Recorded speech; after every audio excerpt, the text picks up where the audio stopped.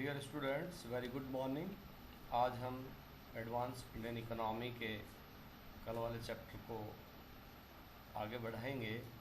कल हमने बात करी थी भारत में खाद्य सुरक्षा, उसकी अवधारणा और वैश्विक परिदृश्य में भारत में खाद्य सुरक्षा की स्थिति। आज बात करेंगे खाद्य सुरक्षा की अवधारणा को पुनः परिभाषित करते हुए ये जानने का प्रयास करेंगे कि खाद्य असुरक्षा के क्या कारण हैं, यानी खाद्य सुरक्षा कमज़ोर स्थिति में है, जिसको हम खाद्य असुरक्षा भी कह सकते हैं, उसके क्या कारण हैं और कोरोना काल में खाद्य सुरक्षा कितनी बड़ी चुनौती है। यहाँ हमने खाद्य सुरक्षा की अवधारणा को लेकर के एक डायग्राम भी दिया है और उससे पहले हमने यहाँ बताने का प्रयास किया है कि खाद्य सुरक्षा के 3 प्रमुख आयाम हैं। पहला है उपलब्धता, अवेलेबिलिटी, दूसरा है एक्सेसिबिलिटी, पहुँच, और तीसरा है उसका यूटिलिटी, उसका उपयोग। यहाँ इस चित्र में इस बात को बताया गया है कि खाद्य सुरक्षा में तीनों चीज़ें अलग अलग फैक्टर्स पर डिपेंड करती हैं। जैसे अवेलेबिलिटी है, वो production, processing, water and soil management, trade and stock piling जैसी तत्वों पर निर्भर है। वही एक्सेस है, वो transport, equitable distribution, marketing, affordability and purchasing power, इस पर निर्भर करती है। वहीं यूटिलाइजेशन की जहाँ तक बात है, वो good health indicators, nutritious food, food safety and quality, clean water और सैनिटाइजेशन पर डिपेंड करता है। इस तरह से खाद्यान्न की सुरक्षा 3 तत्वों से बनती है, जिसमें हमने पहला कहा उसकी अवेलेबिलिटी ऑफ फूड ग्रेन्स। सर्वप्रथम बाजार में खाद्यान्न की पर्याप्त उपलब्धता सुनिश्चित करने के लिए आवश्यक है कि सरकार इसके लिए बफर स्टॉक बनाए। सरकार इसके लिए एक सुदृढ़ वितरण व्यवस्था करे और हर व्यक्ति तक पहुंचाने की व्यवस्था हो। इसके लिए सरकार ने एक model agriculture land ceiling act बनाया। इस सीलिंग एक्ट में कृषि सुधारों को लागू करने के साथ साथ ये कहा गया कि इसमें न सिर्फ भूमि धारकों बल्कि लीज धारकों की ज़रूरतों का भी ध्यान रखा जाए। इसके बाद दूसरे उपाय के रूप में सरकार ने ई-नाम, राष्ट्रीय कृषि मंडी स्कीम की स्थापना की, जिसमें ये प्रयास किया गया कि किसानों को उनकी उपज का बेहतर मूल्य मिले, प्रतियोगिता हो और प्रतियोगिता का फ़ायदा किसानों को मिले। इसके बाद अगला इन्होंने कहा model contract farming and services act, जिसके तहत देश में पहली बार अन्नदाता किसान को उद्योगों से जोड़ने की बात करी गई और एक कॉन्ट्रैक्ट फार्मिंग की बात की गई, क्योंकि किसान की जोतें हैं वो बहुत ही छोटे आकार की हो चुकी हैं, जिस पर खेती करना अब मुनासिब नहीं रहा है, किसान खेती करना नहीं चाहता है। तो ऐसी स्थिति में कॉन्ट्रैक्ट फार्मिंग, जिसको एक तरह से सामूहिक खेती के रूप में करने के लिए कुछ पहल की गई, तो ये भी सरकार द्वारा खाद्य सुरक्षा की दिशा में उठाया गया एक कदम है।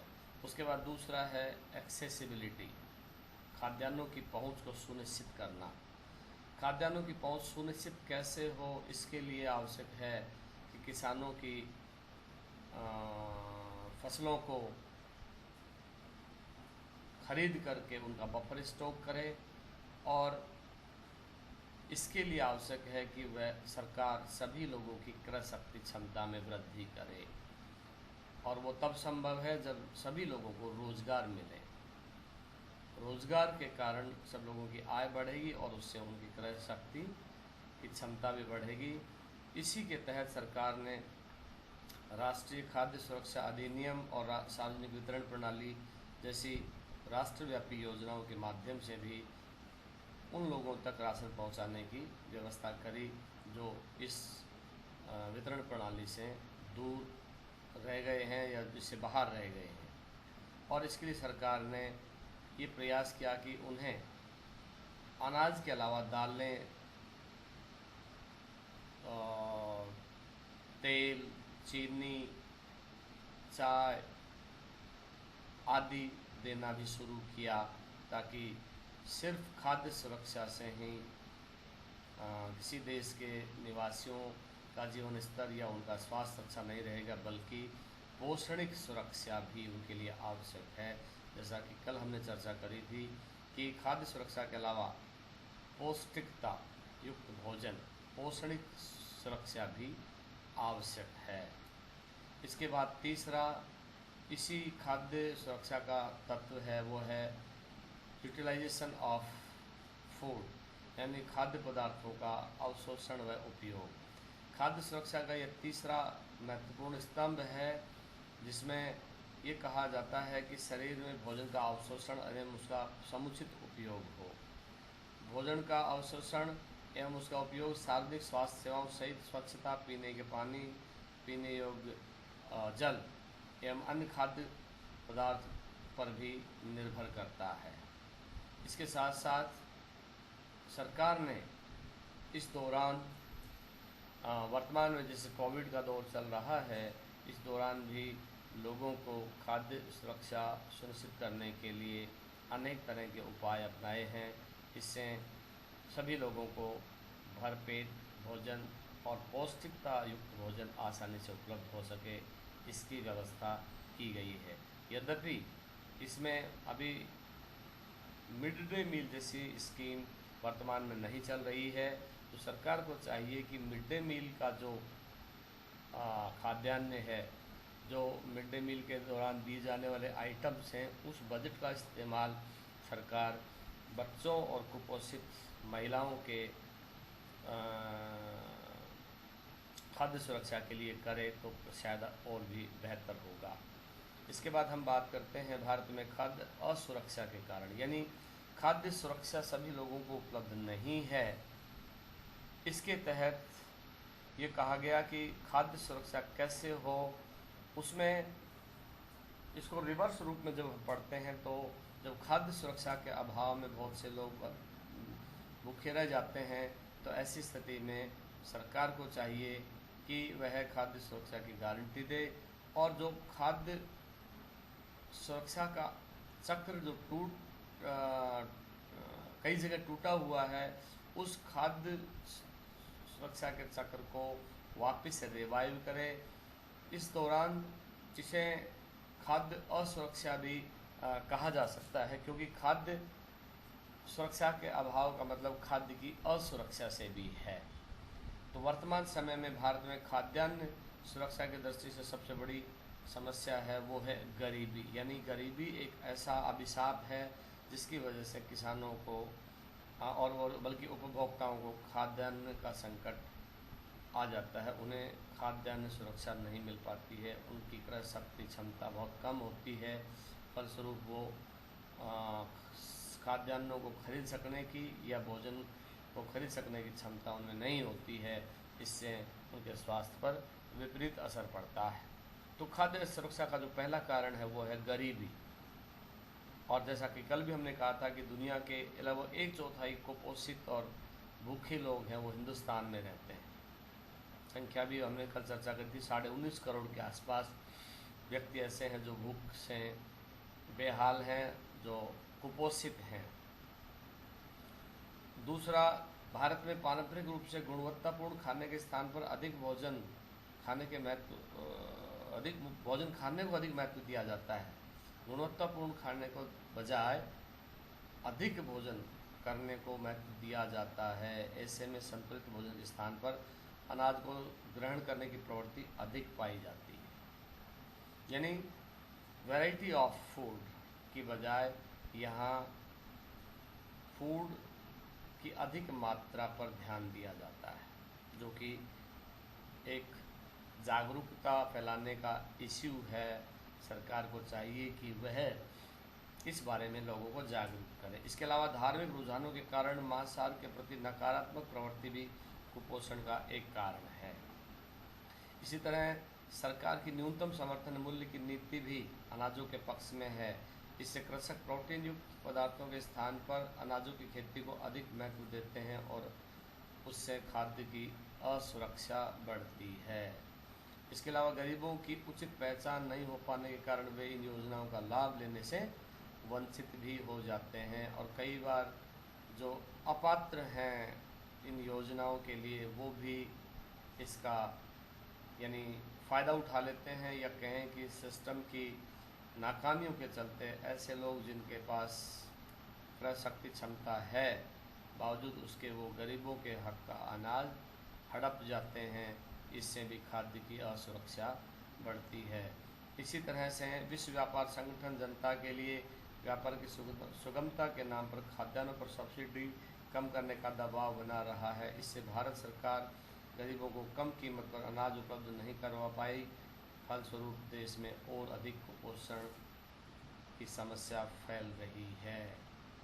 इस तरह से कहने का तात्पर्य देश में खाद्यान्न की असुरक्षा का एक और कारण अनाज का बर्बाद हो जाना है। लगभग देश में भंडार गृहों की कमी और शीत गृहों की कमी के चलते, वेयरहाउसेज की कमी के चलते, कीट पतंगों या चूहों आदि के कारण देश का लगभग चौथाई 25% तक अनाज खराब हो जाता है।